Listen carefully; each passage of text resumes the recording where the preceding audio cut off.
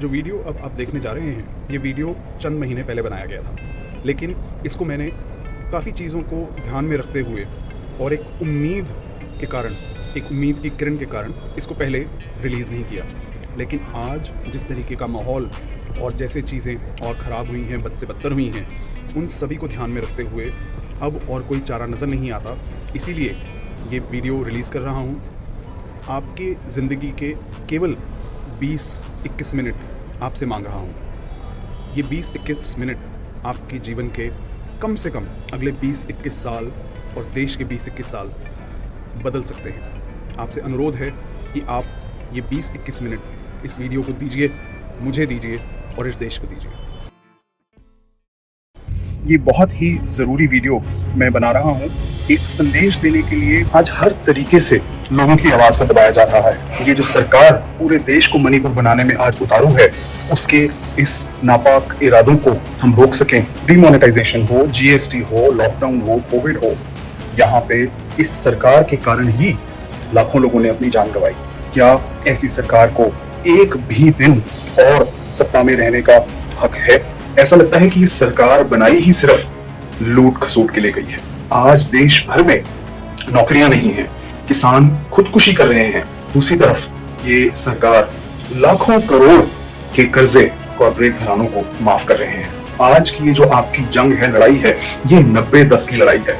All we need is peace. तो कभी कभी शांति के लिए, पीस के लिए प्रयास करना पड़ता है, संघर्ष भी करना पड़ता है, और तभी बदलाव की वो हवा चलेगी जिसकी आज इस देश को सख्त जरूरत है।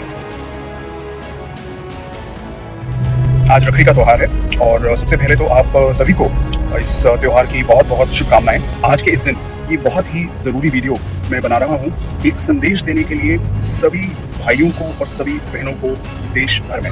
मेरा संदेश देश भर के भाइयों और बहनों दोनों को है, और संदेश ये है कि आज वक्त आ चुका है कि आप अपने कर्तव्य को निभाएं। मणिपुर में जिस तरीके का दुष्कर्म हमारी उन 2 बहनों के साथ हुआ, और ना जाने कितनी और बहनों के साथ हो चुका है, क्योंकि मणिपुर के चीफ मिनिस्टर खुद अपने मुंह से कह चुके हैं कि इस तरीके के तो बहुत हादसे हो चुके हैं। तो अगर हम चाहते हैं कि इस तरीके का और वाकया, इस तरीके के और हादसे कहीं पे भी ना हो, मणिपुर में या कहीं पे भी देश में ना हो, तो आज सभी भाइयों को हाथ पकड़ के एक दूसरे का सड़क पर उतरना होगा, आंदोलन करना होगा, एक लहर चलानी होगी, ताकि ये जो सरकार देश को, पूरे देश को मणिपुर बनाने में आज उतारू है, उसके इस नापाक इरादों को हम रोक सकें और अपनी बहनों को वो सुरक्षित जीवन और शांति दे सकें जिसकी इस देश का संविधान हम सभी को एक गारंटी देता है। आज हर तरीके से लोगों की आवाज़ को दबाया जा रहा है, और चाहे वो आवाज़ आपकी अपने घर के बाहर हो, या वो आपके आज़ान की आवाज़ हो, या वो आपके सोशल मीडिया पर बोलने की ताकत हो या इच्छा हो, या वो आज संसद में हमारे सांसदों की भी आवाज़ क्यों ना हो, हर आवाज़ को ये सरकार दबाने में लगी है। तो अगर सरकार ये काम करेगी तो हमें किसी बाहर वाले की ज़रूरत ही क्या है?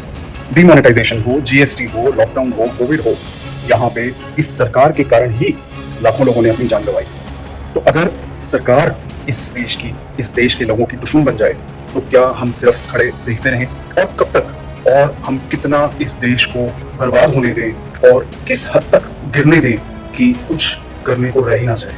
आप गुजरात में गिरे हुए उस पुल को ले लीजिए, या उड़ीसा में हुई वो रेल घटना को ले लीजिए। हर जगह, हर प्रांत में ऐसे हादसे हो रहे हैं जो केवल और केवल सरकार के निकम्मेपन और जानबूझकर वहां पैसा ना खर्च करने के कारण है जहां उसकी जरूरत थी, और इसका भुगतान इस देश की जनता को करना पड़ रहा है, और भुगतान भी अपनी जिंदगी से। तो मैं आपसे ये पूछना चाहता हूँ, क्या ऐसी सरकार को एक भी दिन और सत्ता में रहने का हक है? मुझे तो इस देश के सैनिकों पर हैरानी होती है। आप कितने ही बार अपने साथियों को गंवा चुके हैं इस सरकार की नीतियों के कारण। पुलवामा में जो हुआ, हमारे 40 जवान बिना बात के शहीद हुए, और ऐसे शहीद हुए कि उनके शरीर के अंग भी ना मिले, और वो सिर्फ इसलिए कि न केवल इस सरकार ने हमारे जवानों को वो हवाई जहाज नहीं दिए जिसकी सख्त जरूरत थी। इस देश में प्रधानमंत्री के लिए नए जहाज खरीदने के लिए हमारे पास 8-9 हज़ार करोड़ हैं, लेकिन हमारे जवानों को एक जगह से दूसरी जगह सुरक्षित पहुंचाने के लिए हमारे पास हवाई जहाज भी नहीं है। कुछ लोगों का कहना यहाँ तक है कि ये सब कुछ जान के करवाया गया। कैसे 350 किलो RDX इतने दिन भारत में घूमता रहा और किसी भी एजेंसी को कोई खबर नहीं आई। और इस षड्यंत्र का फायदा किसको हुआ? इस षड्यंत्र का फायदा इसी सरकार को हुआ, क्योंकि उसने उन फौजियों की मौत को चुनाव का मुद्दा बनाया और लोगों में एक रोष भरा, एक घिनौना खेल हमारे फौजियों की लाशों के ऊपर खेला गया और वो खेल सत्ता को अपने जेब में रखने का खेल था और उसका भुगतान आज और फौजी कर रहे हैं, आज पूरा देश कर रहा है। तो मैं ये सोचता हूँ कि हमारे फौजी भाई भी कैसे हैं कि आप इतनी बड़ी घटना में जिसमें आपके 40 भाई शहीद हुए, उसके बावजूद आपको गुस्सा नहीं आता, आप उस बारे में कुछ करते नहीं हैं। आज देश भर में लोगों को इस तरीके से पीड़ित किया जा रहा है कि उनके सभी संवैधानिक राइट्स उनसे ले लिए गए हैं, लेकिन आप खड़े देख रहे हैं। हमारे फौजियों को तो शायद इस चीज का भी दुख नहीं है कि उन्हीं के एक भाई की बीवी के साथ मणिपुर में ये घिनौना काम हुआ है। वो बेचारा जो कि कारगिल में हमारे देश के लिए हमारे बाकी फौजियों के साथ लड़ा, दुख से उसको ये कहना पड़ा कि मैंने देश को तो बचा लिया लेकिन मैं अपनी खुद की बीवी को ना बचा सका। इसी तरीके का एक हादसा हमारे फौजी के पिता के साथ हुआ। उस समय वो फौजी सेवा में तैनात था और यहाँ उसके पिता को देश के स्टेट होम मिनिस्टर का बेटा अपनी गाड़ी से कुचल रहा था। तो मैं जानना चाहता हूँ कि आप लोग कब जागेंगे, आप लोग अपने कर्तव्य का पालन कब करेंगे। मेरा सवाल भारत के सभी लोगों से भी है कि आप अपनी नींद से कब जागेंगे और कितने लोग मरेंगे तब जाके आपको होश आएगा, क्योंकि आप ऐसा लगता है कि अपना होश गवा के बैठे हुए हैं।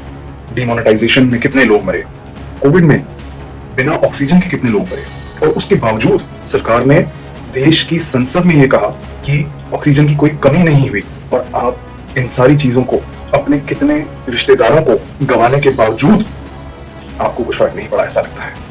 और इसीलिए एक के बाद एक इस देश में हादसे होते जा रहे हैं, चाहे वो गुजरात में एक ब्रिज का गिरना हो या बालासोर उड़ीसा में जो बहुत ही दर्दनाक रेल दुर्घटना हुई, जिसका मूल कारण ये था कि जहां पैसा खर्चना था, जहां ध्यान देना था, वहां हमारी सरकार की मिनिस्टर और हमारी सरकार की मिनिस्ट्री और हमारे सरकार के तंत्र, उनका ध्यान है नहीं।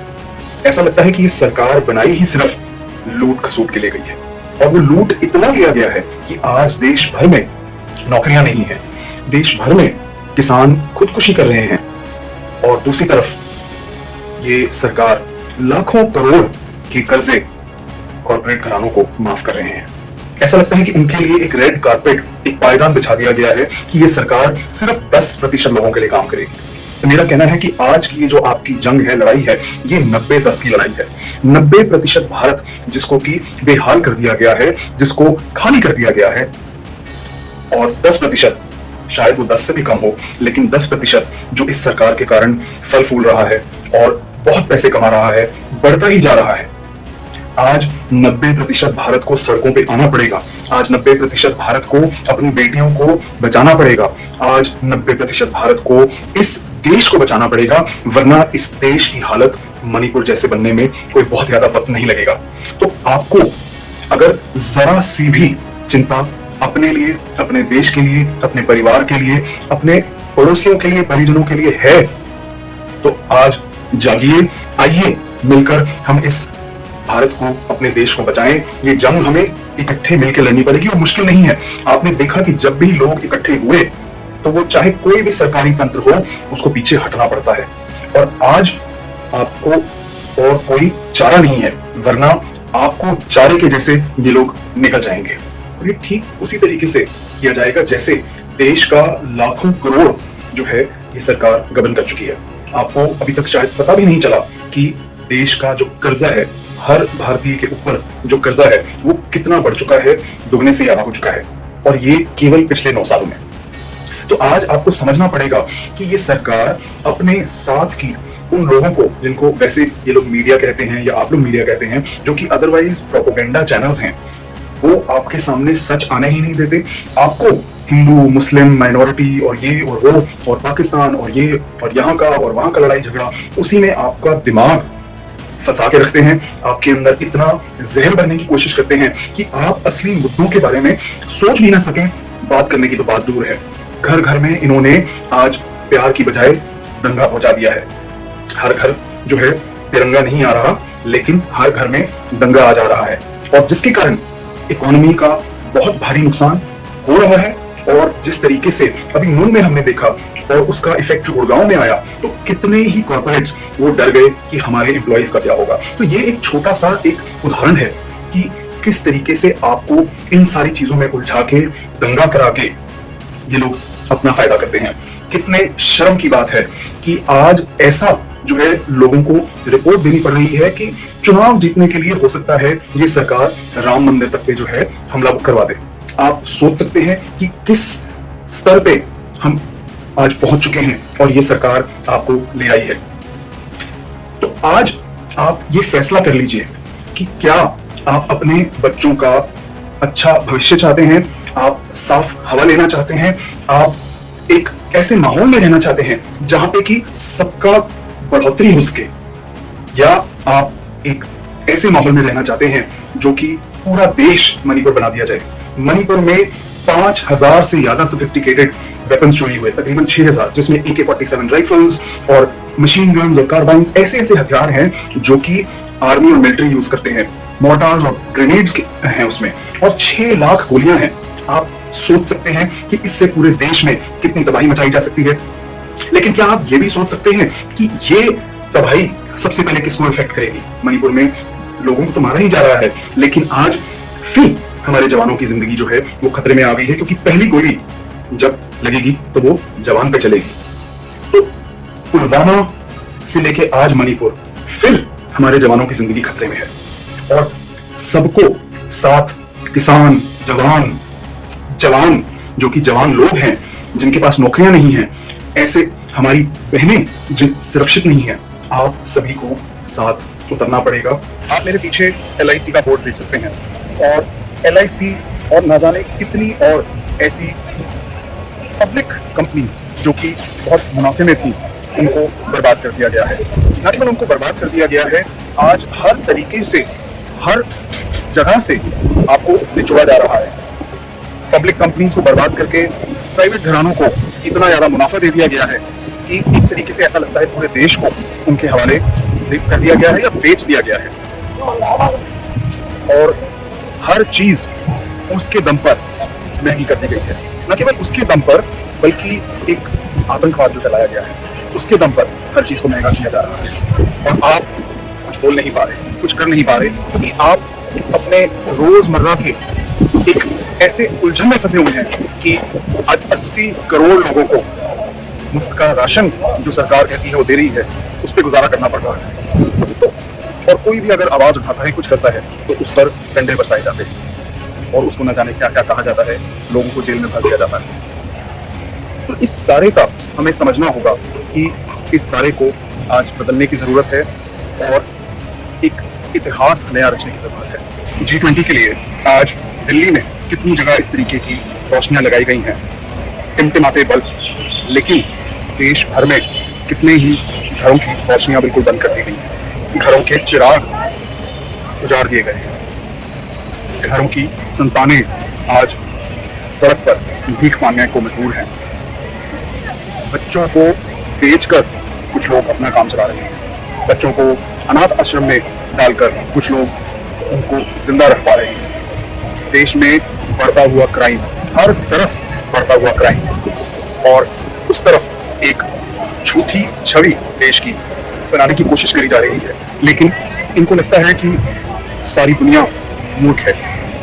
यहाँ का जो प्रोपेगेंडा चैनल है वो तो जो मर्जी करते रहे, लेकिन अभी बाकी देशों में इतनी दलाली नहीं है, तो वो जानते हैं कि भारत की असली हालत क्या है।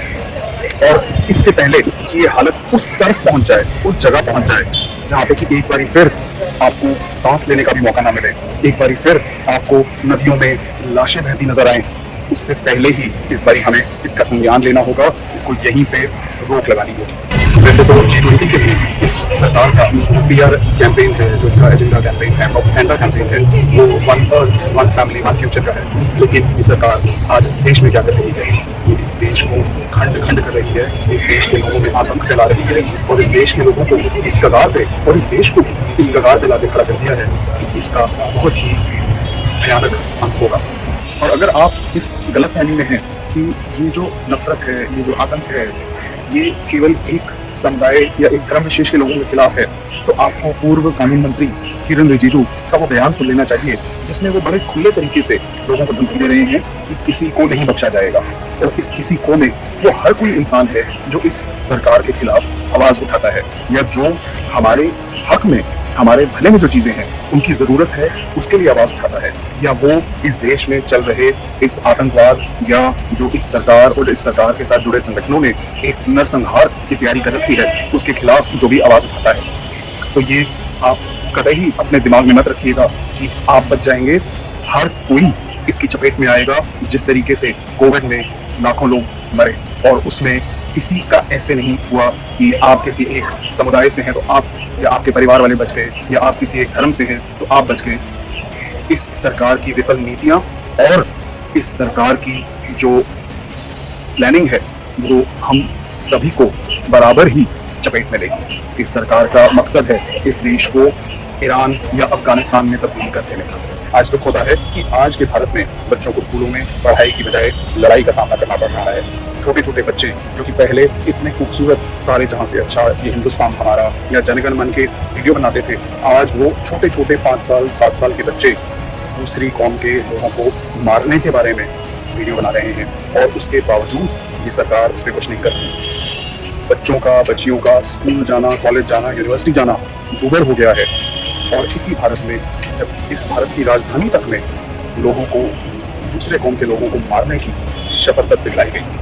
भारतवर्ष से कितने वीडियो आ चुके हैं कि छोटे छोटे बच्चों तक को एक हिंदू राष्ट्र बनाने के लिए दूसरी कौम को मारने और खुद मरने की शपथ दिलाई जा रही है।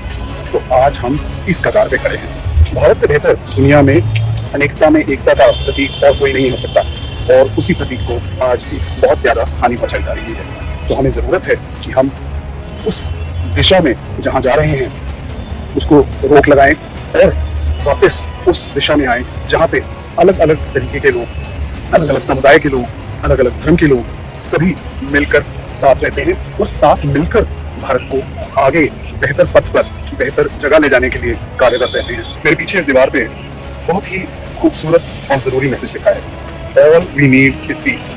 तो कभी कभी शांति के लिए प्रयास करना पड़ता है, हाथ एक के साथ एक जोड़ के प्रयास करना पड़ता है, संघर्ष भी करना पड़ता है, और तभी बदलाव की वो हवा चलेगी जिसकी आज इस देश को सख्त जरूरत है।